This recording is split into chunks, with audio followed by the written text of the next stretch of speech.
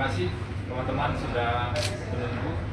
Jadi sekarang kita akan sampaikan beberapa informasi yang lebih rinci sekaligus perkembangan bahwa tadi tim hukum pasangan calon nomor urut 2, calon gubernur dan wakil gubernur di Kalimantan Selatan telah menyampaikan permohonan perselisihan hasil pemilihan kepala daerah, tentu saja terkait dengan proses pilkada di Kalimantan Selatan beberapa waktu kemarin. Tadi sudah disampaikan ke Mahkamah Konstitusi dan hari ini akan kami sampaikan beberapa informasi lebih rinci.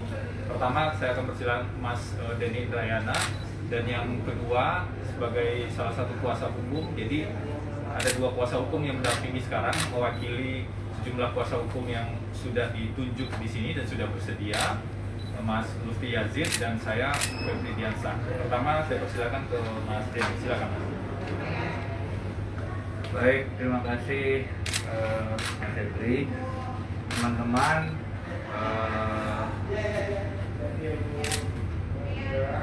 mungkin satu informasi permohonan dulu ya. Tadi sudah kami daftarkan permohonan di Mahkamah Konstitusi.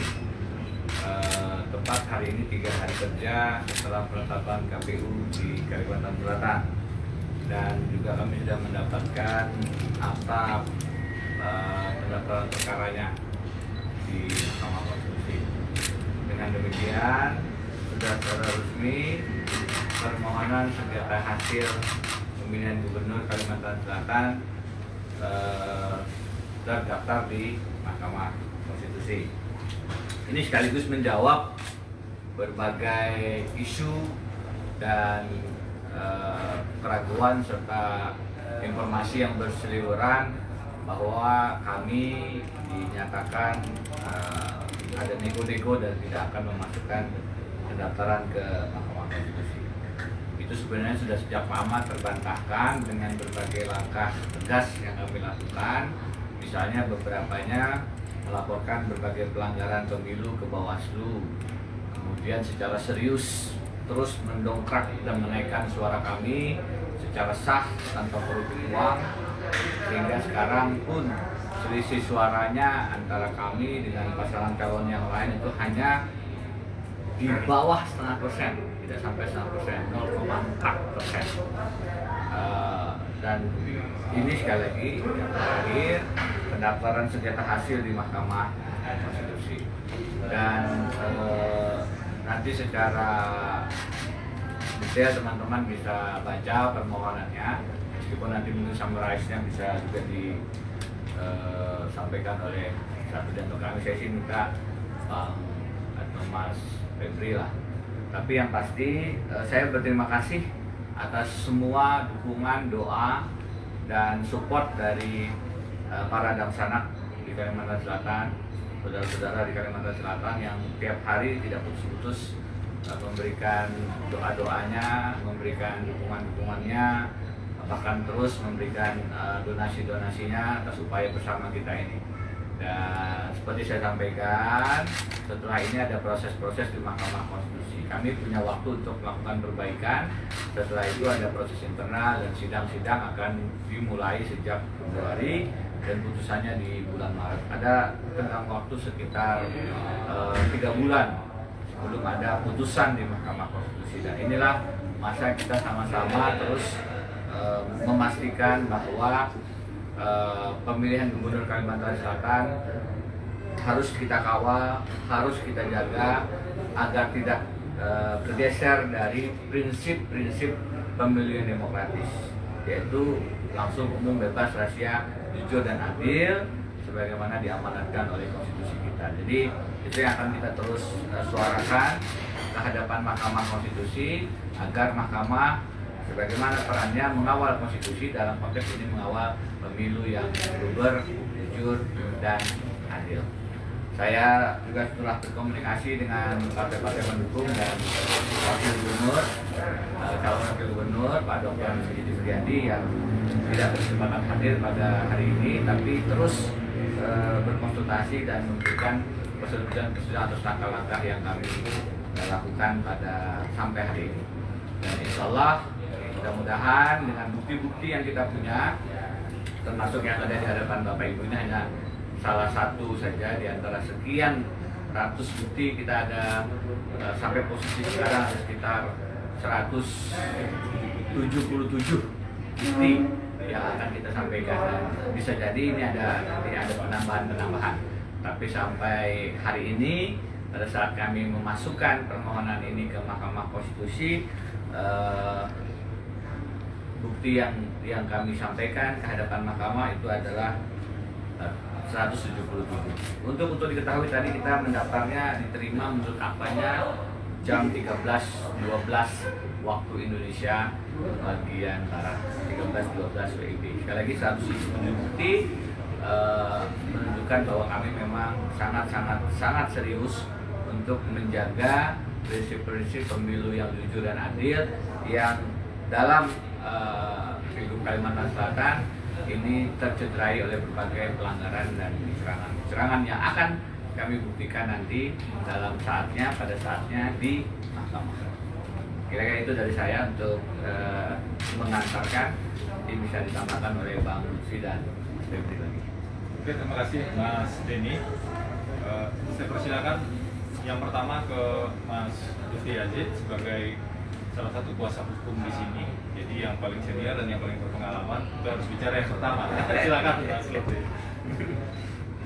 Ya, terima kasih kawan-kawan sekalian. Jadi seperti yang kita ketahui bersama bahwa permohonan juga sudah tadi disampaikan, disahkan ke Mahkamah Konstitusi, dan sebagai calon nomor 2 Prof. Denny dan wakilnya Pak Lutfi itu menjalankan hak-hak konstitusional, mengharapkan bahwa apa yang menjadi mandat konstitusi dalam pasal 22E Undang-Undang 45, pemilu itu bisa dilaksanakan secara langsung, bebas, rahasia, dan adil. Nah, soal adil ini menjadi hal yang sangat penting untuk untuk diperhatikan, karena ini merupakan mandat konstitusi yang harus dijalankan. Nah, karena itu kita berharap bahwasanya Mahkamah Konstitusi itu bisa benar-benar mewujudkan dirinya sebagai the guardian of constitution, bisa progresif dalam memberikan putusannya nanti benar-benar keputusan yang adil, ya, keputusan yang substantif justice, keadilan yang sesungguhnya. Itulah yang menjadi harapan. Jangan sampai proses demokrasi ini, pemilu di Kalimantan Selatan ini kemudian tercederai, ya. Itu yang kita harapkan. Jadi sekali lagi kami punya harapan yang besar kepada Mahkamah Konstitusi untuk benar-benar mewujudkan keadilan, ya, menjalankan mandat konstitusi, dan kita harapkan bahwa sindiran-sindiran seperti yang lama itu tidak terbukti, ya, seperti Mahkamah Kalkulator, MK disebut sebagai Mahkamah Kalkulator. Saya kira itu sekedar pengantar, juga dari saya tambahan. Terima kasih sekali lagi.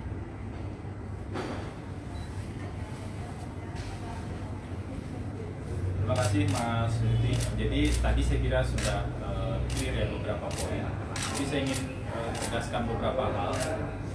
Tadi Mas Denny sudah menunjukkan permohonan, dan jadi selain permohonan ada ini permohonan, dan ini ada daftar alat bukti dari yang 177 alat bukti. Jadi 177 alat bukti itu terdiri dari surat dan sejumlah SK gitu, kemudian ada bukti elektronik. Jadi tim di lapangan cukup serius mengumpulkan bukti-bukti ini. Jadi ada video, ada rekaman pembicaraan yang tentu nanti akan membuktikan adanya dugaan kecurangan dan pelanggaran dalam proses pilkada kemarin. Kemudian ada bukti berita acara, dokumen, termasuk bakul sembako. Ini juga jadi salah satu bukti yang akan diajukan. Di sini tulisannya bantuan COVID-19, jadi donasi COVID-19, termasuk juga ada bungkus, ada plastik beras begitu dengan poster yang mirip sekali dengan pasangan calon yang lain, salah satu pasangan calon yang lain. Ini tentu akan kami uji, kita uji bersama di Mahkamah Konstitusi nanti, sehingga harapannya proses di Mahkamah Konstitusi betul-betul bisa menggali aspek kebenaran materialnya, yang kemudian harapannya tentu saja putusannya berdasarkan keadilan. Kenapa ini juga penting?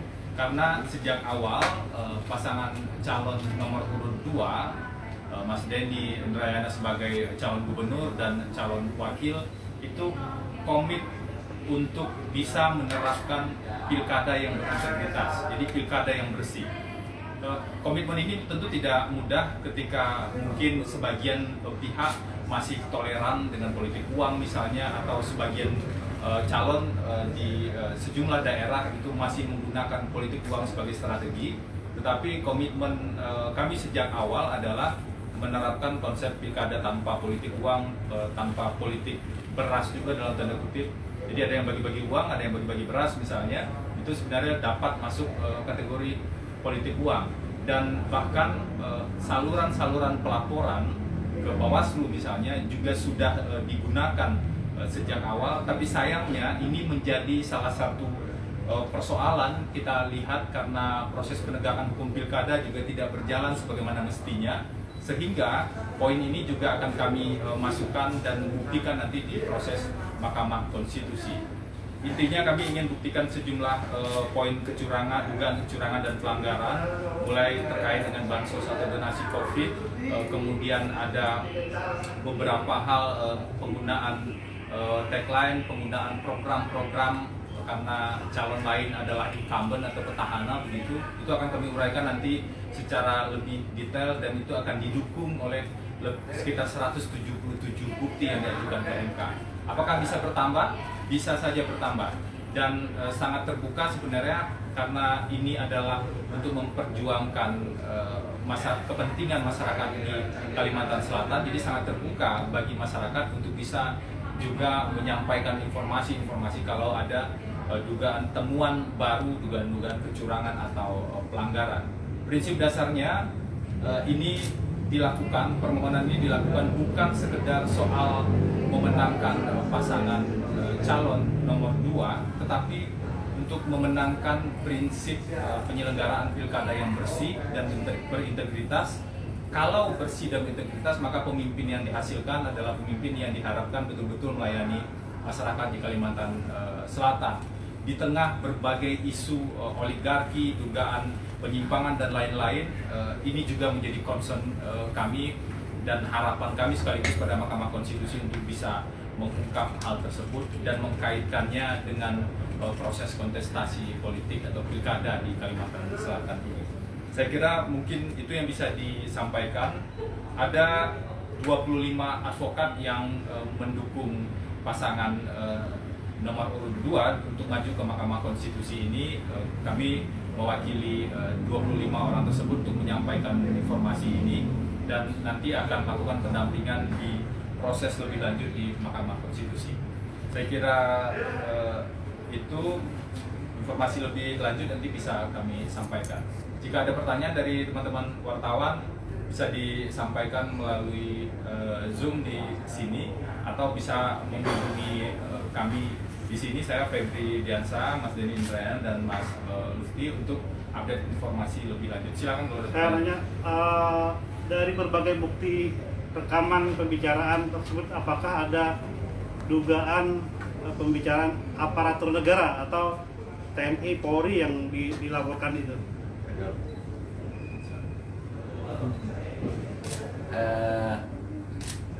Audio, video, dan lain-lain tentang kontennya mungkin lebih baik ditunggu, sabar pada saat nanti akan kita buka, karena sekarang ini persidangan belum mulai nih. Kita juga harus mengantisipasi sistem perlindungan saksi dan menjaga agar bukti-bukti kita tidak kemudian terlalu awal disajikan sehingga kurang matang. Jadi mohon bersabar. Secara fisik dokumen-dokumen memang ini akan disampaikan ke Mahkamah Konstitusi, dan forum yang tepat untuk membuka dan mempublikasikannya dalam sidang yang terbuka adalah sidang di Mahkamah Konstitusi. Satu itu. Yang kedua tadi menurut saya, apalagi untuk isu-isu dan fakta-fakta yang memang krusial, kita harus juga menghitung perlindungan saksi dan data dari yang akan kita sampaikan itu. Jadi mohon bersabar. Pada saatnya akan hadir dan akan diketahui publik. Oke, terakhir sebagai penutup, kalau masih ada pertanyaan dari teman-teman.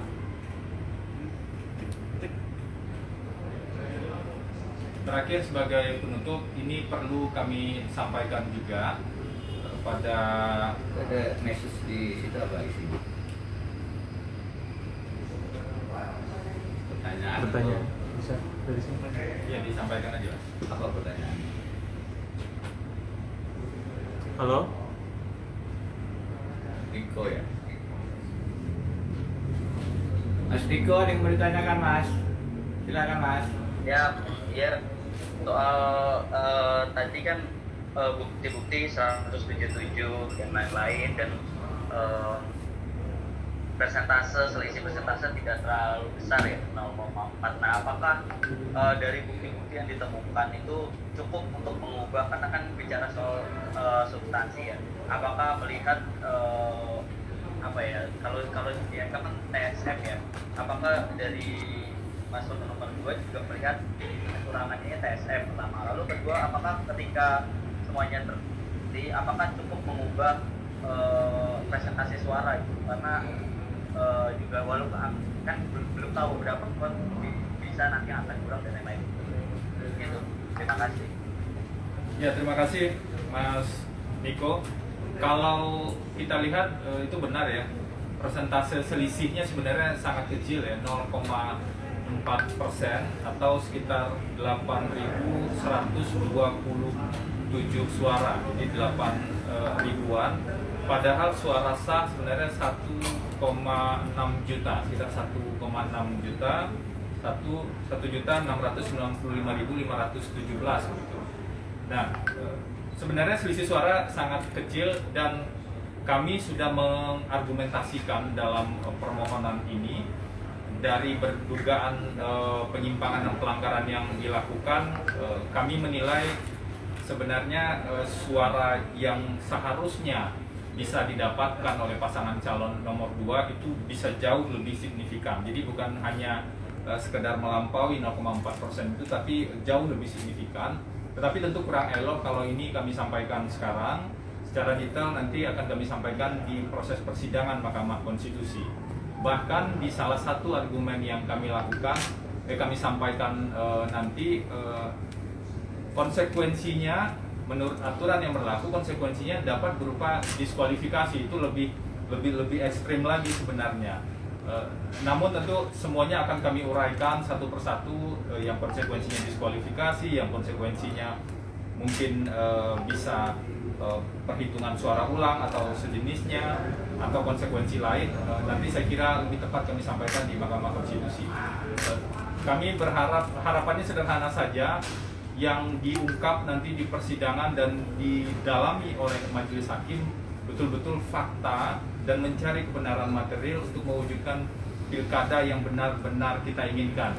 Agar ini bukan hanya jadi proses formil saja, agar ini bukan hanya jadi proses demokrasi formil saja, pemilu selesai kemudian terpilih dan tidak digali lebih jauh misalnya penyimpangan-penyimpangan yang terjadi. Jadi harapan kami, harapan masyarakat Kalsel, kami yakin itu sangat banyak para majelis hakim yang terhormat di Mahkamah Konstitusi. Karena itulah kami membawa forum ini, membawa berkas ini, membawa permohonan ini pada forum yang terhormat tersebut.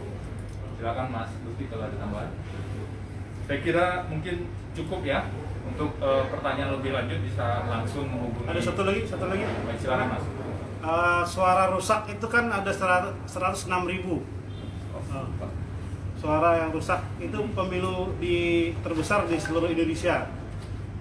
Apakah ada dugaan sengaja perusakan pada misalnya suara yang terpilih pada 002 kemudian dirusak dengan mencoblos nomor lainnya gitu? Apakah ada mengarah ke sana? Ya, suara tidak sah ini memang sangat besar. sekitar 144.000 lebih, dan itu hampir lebih dari 7%. Kalau data yang kami punya di 2015, 2018, 2019 itu rata-rata suara tidak sah itu 3%. Ini saya mengungkapkan fakta saja. Ada satu kabupaten pemilihan bupati bersamaan dengan 5 calon itu suara tidak sahnya 8.000 sekian, dan di gubernur hanya 2 calon, saya dengan pasangan calon yang lain, itu suara tidak sahnya 21.000. Jadi yang 5 lebih sirik hanya 8.000, yang 2 lebih sederhana, lebih mudah 21.000. Nah, tentu kami punya pendapat dan bukti serta dokumen-dokumen yang terus kami lengkapi terkait dengan keganjilan dan keanehan itu. Apakah nanti kesimpulannya ini adalah suara sah kami yang dirugikan, dicoblos begitu sehingga menjadi tidak sah? Nanti sekali lagi tunggu tanggal mainnya, dan mudah-mudahan itu menjadi bagian yang akan kita hadirkan faktanya, datanya, saksi-saksinya, dan segala macamnya di persidangan Mahkamah Konstitusi yang terhormat. Oke, saya kira cukup. Terima kasih teman-teman semua. Kami sampaikan juga terima kasih pada masyarakat di Kalimantan Selatan yang juga mengikuti bersama penayangan ini di Facebook dan di Instagram, karena seperti disampaikan tadi, ini sekaligus adalah bentuk pertanggungjawaban pasangan calon nomor urut 2 terhadap masyarakat di Kalimantan Selatan. Semoga apa yang dilakukan ini berbuah baik untuk masyarakat Kalsel nantinya. Terima kasih. Assalamualaikum warahmatullahi wabarakatuh. Selamat sore. Waalaikumsalam warahmatullahi wabarakatuh.